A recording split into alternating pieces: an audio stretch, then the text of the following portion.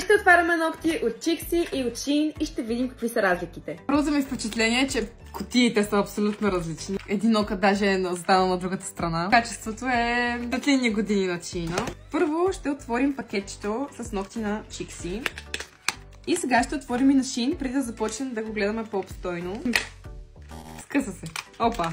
Значи разликата в размерите е очевидно, няма какво да говоря за нея. Ето това е пилата от Чикси. Това е пилата от Shein. Искам да видите разликата, като гледате отстрани. То даже не е нужно да казвам нищо. В Чикси комплекта получаваме лепило на Чикси, което може да видите колко е голямо. Също така това лепило е клинично тествано. Със сигурност знаете, че няма да ви навреди на ногтите. Лепило тук не виждам. Да, тук няма лепило. Явно е само с лепенки. Има 24 лепенки вътре в това. Тук имаме 28 лепенки. На всеки нокът на Чикси може да намерите едно число, което отговаря на лепенката, която си пасва перфектно с този нокът. Тук виждам, че няма номерца, така че пробваш и на късмет. В комплекта на Чикси, като нещо допълнително, получавате този инструмент. Много лесно може да си бутате кожичките, преди да си сложите самите ногти. В пакета на Чикси може да намерите ето такива алкохолни кърпички, с които трябва да си почистите ногтите, преди да сложите от ногтите на Чикси.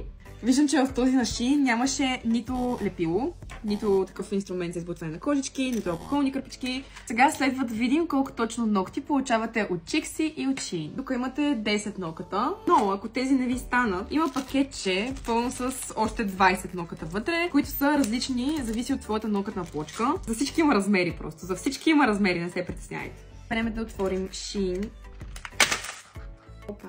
Колкото виждам, даже не са 10 ноката сложени тук, са по 4. Сега ще започнем да броим колко са. И че най-вероятно ще пише и тук. Не пише. Ще ги броим. Имаме 24 ногти. Мисля, че имаме безапелационен победител и това са Чикси. Така че точка за Чикси.